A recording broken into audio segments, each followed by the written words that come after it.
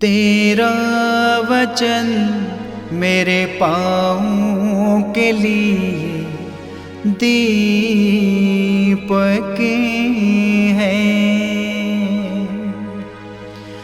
और मेरे मार्ग का उजियाला है।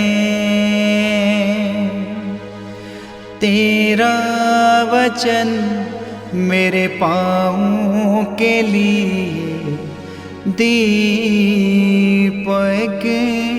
है।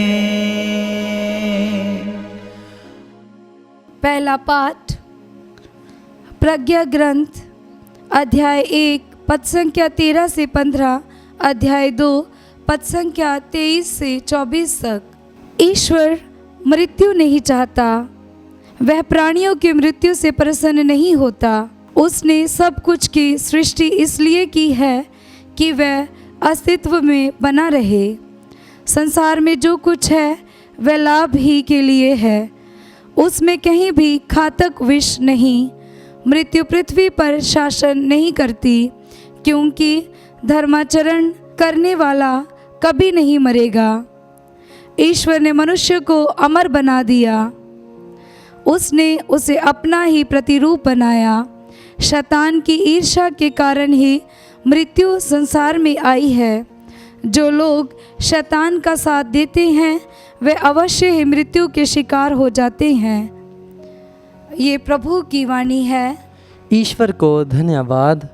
भजन अनुवाक्य। हे प्रभु, मैं तेरी स्तुति करूँगा, तूने मेरा उद्धार किया है। हे प्रभु, मैं तेरी स्तुति करूँगा, तूने मेरा उद्धार किया है।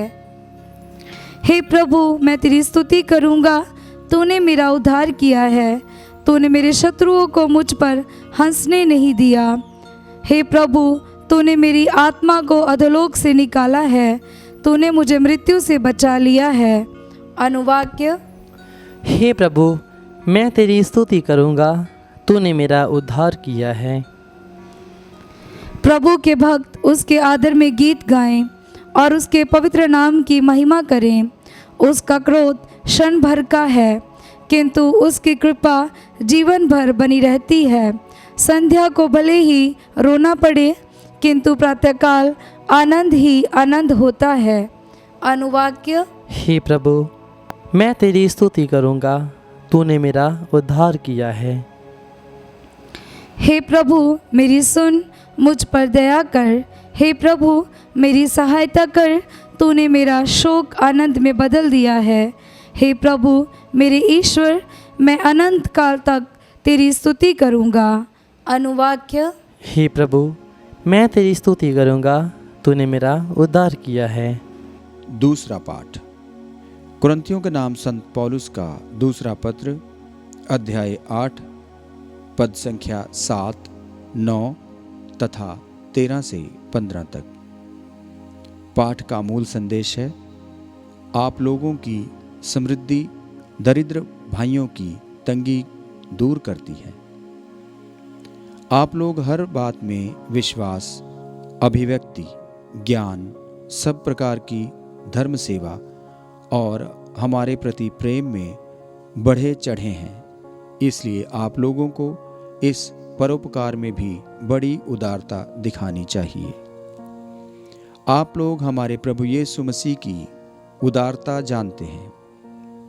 वह धनी थे, किंतु आप लोगों के कारण निर्धन बने, जिससे आप लोग उनकी निर्धनता द्वारा धनी बन जाएं। मैं ये नहीं चाहता दूसरों को आराम देने से आप लोगों को कष्ट हो। यह बराबरी की बात है। इस समय आप लोगों की समृद्धि उनकी तंगी दूर करेगी, जिससे किसी दिन उनकी समृद्धि आपकी तंगी दूर कर सके और इस तरह बराबरी हो जाए। जैसा कि लिखा है, जिसने बहुत बटोर लिया था उसके पास ज़्यादा नहीं निकला, और जिसने थोड़ा बटोर लिया था उसके पास कम नहीं निकला। यह प्रभु की वाणी है। ईश्वर को धन्यवाद। जय घोष। हालेलुया। अनुवाक्य। हालेलुया। हे प्रभु, तेरी शिक्षा आत्मा और जीवन है, तेरे ही शब्दों में अनंत जीवन का संदेश है। अनुवाक्य। हालेलुया। संत मार्कुस के अनुसार पवित्र सुसमाचार अध्याय 5 पद संख्या 21 से 43। जब यीशु नाव से उस पार पहुँचे तो समुद्र के तट पर उनके पास एक विशाल जनसमूह एकत्र हो गया। उस समय सभागृह का जैरुस नामक एक अधिकारी आया।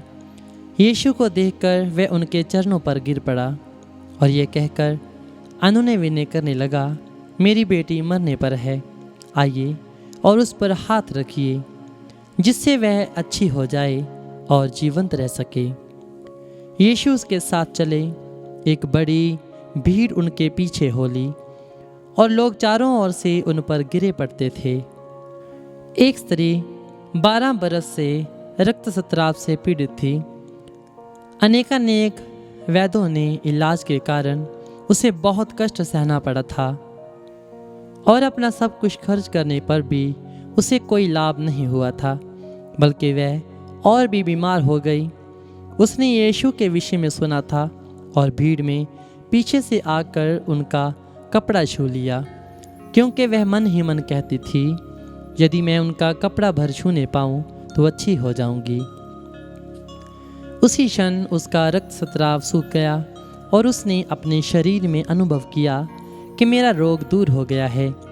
यीशु उसी समय जान गए कि उससे शक्ति निकली है। भीड़ में मुड़कर उन्होंने पूछा, किसने मेरा कपड़ा छुआ? उनके शिष्यों ने उनसे कहा, आप देखते ही हैं कि भीड़ आप पर गिरी पड़ती है, तब भी आप पूछते हैं, किसने मेरा स्पर्श किया? जिसने ऐसा किया था उसका पता लगाने के लिए यीशु ने चारों ओर दृष्टि दौड़ाई। वे स्त्री यह जानकर कि मुझे क्या हो गया है, डरती कांपती हुई आई और उन्हें दंडवत कर सारा हाल बता दिया। यीशु ने उनसे कहा, बेटी, तुम्हारा विश्वास ने तुम्हें चंगा कर दिया है, शांति ग्रहण कर चली जाओ और अपने रोग से मुक्त रहो। यीशु ये कह ही रहे थे कि सभागृह के अधिकारी के यहाँ से लोग आए और कहने लगे, आपकी बेटी मर गई है, अब गुरु को कष्ट देने की ज़रूरत क्या है? यीशु ने उनकी बात सुनकर सभागृह के अधिकारी से कहा, डरिए नहीं, बस विश्वास कीजिए। यीशु ने पेतरुस, याकूब और याकूब के भाई योहन के सिवा और किसी को भी अपने साथ नहीं आने दिया। जब वे सभागृह के अधिकारी के यहाँ पहुँचे तो यीशु ने देखा कि कोलाहल मचा हुआ है और लोग विलाप कर रहे हैं। उन्होंने भीतर जाकर लोगों से कहा, यह कोलाहल, यह विलाप क्यों?